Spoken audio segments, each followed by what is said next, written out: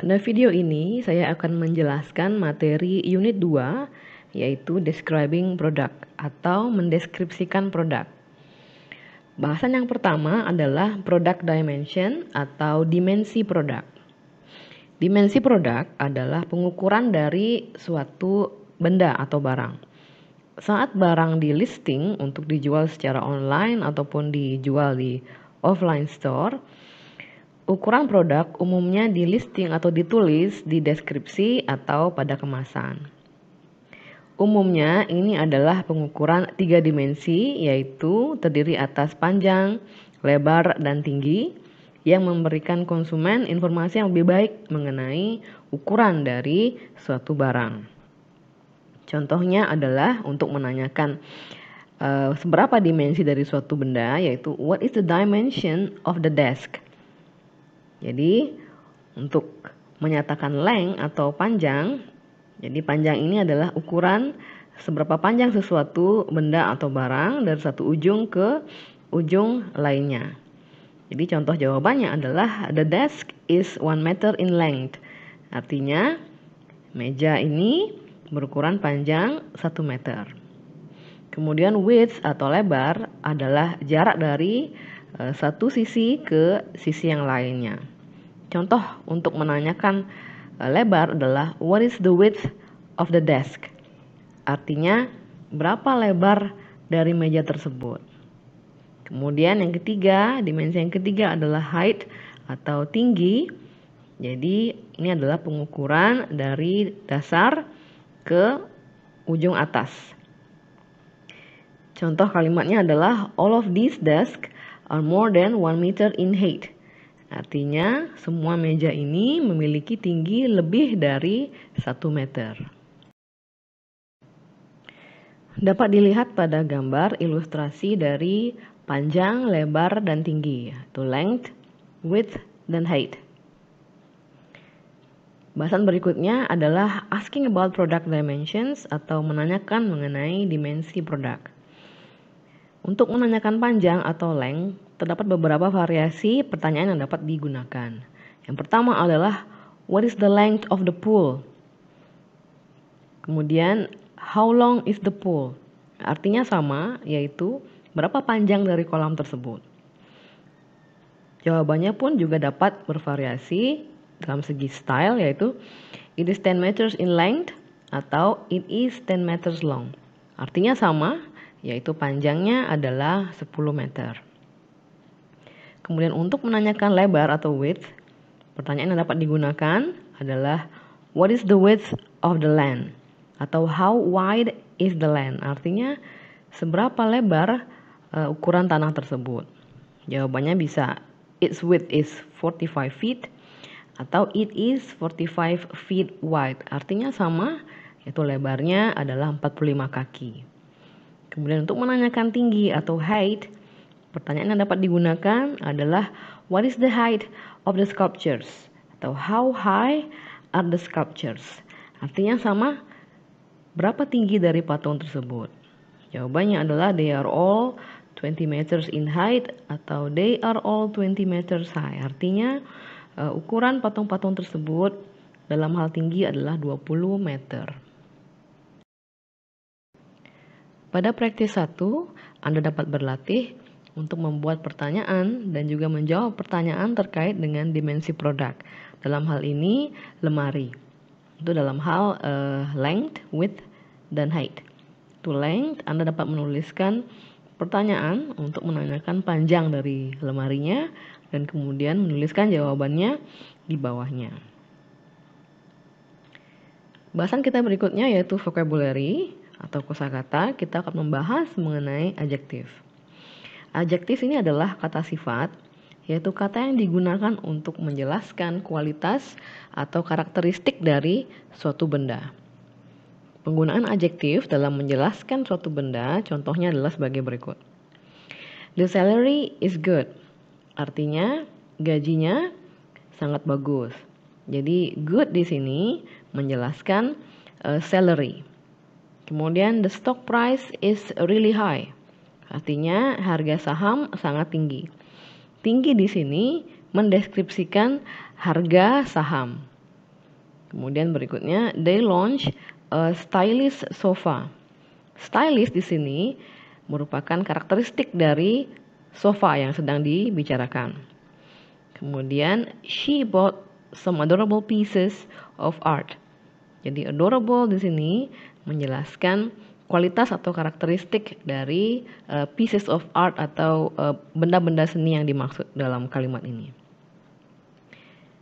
Untuk menulis atau menjelaskan suatu benda menggunakan adjektif, pola dari kalimatnya adalah subject ditambah to be. To be adalah is atau am atau are, tergantung dari subjek yang digunakan, kemudian diikuti dengan adjektif.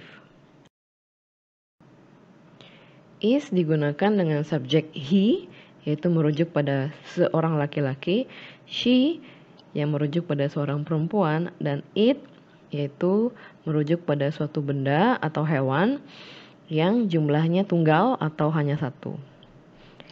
Am digunakan dengan subjek I, yaitu saya. Kemudian are digunakan dengan subjek you, yaitu kamu. They, mereka. Dan we, kami. Are juga digunakan untuk subjek yang jumlahnya jamak, yaitu suatu benda-benda yang jumlahnya lebih dari satu. Kemudian pada praktis 2, Anda dapat berlatih mencocokkan adjektif atau kata sifat dengan definisinya. Pada praktis 3, Anda dapat berlatih dan menambah kosakata terkait dengan kata sifat atau adjektif dengan menambahkan lawan kata dari adjektif yang tertulis. Contohnya thin, lawan katanya adalah thick, di mana thin itu artinya tipis dan thick artinya tebal.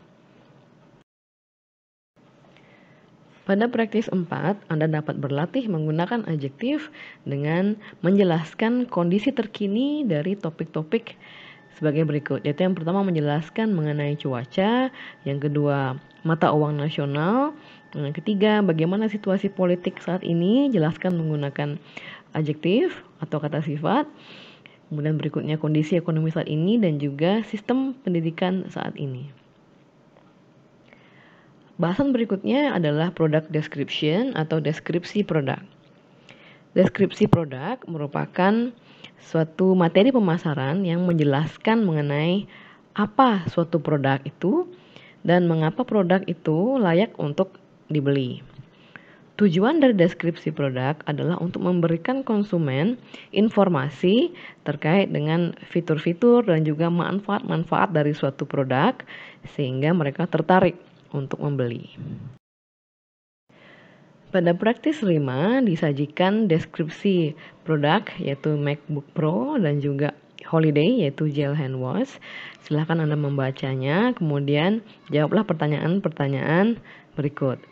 Yang pertama yaitu what do you think of the product? Bagaimana menurut Anda produk yang dideskripsikan tersebut? Yang kedua, what do you like in the product description writing style? Apa yang Anda sukai dari cara penulisan atau gaya penulisan dari produk deskripsi tersebut? Yang ketiga, are there any weaknesses in the description writing style?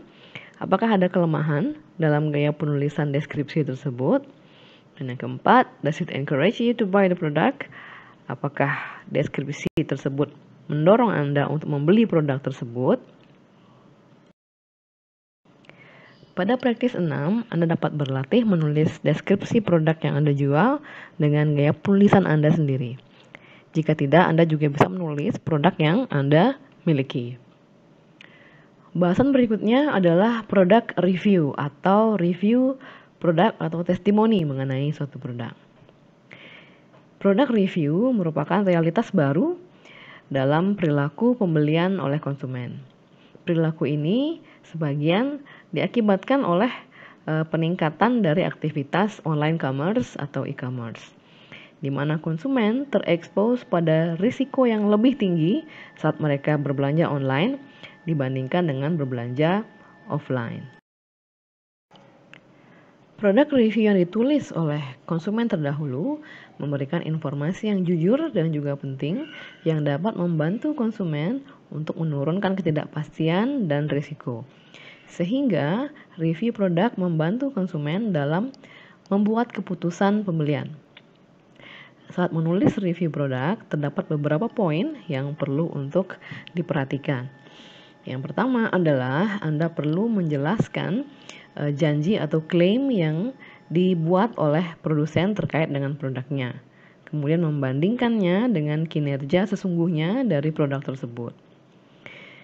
Yang kedua, review Anda juga dapat mencantumkan alternatif dari produk yang sedang Anda review dan kemudian membandingkan kedua produk secara lebih detail.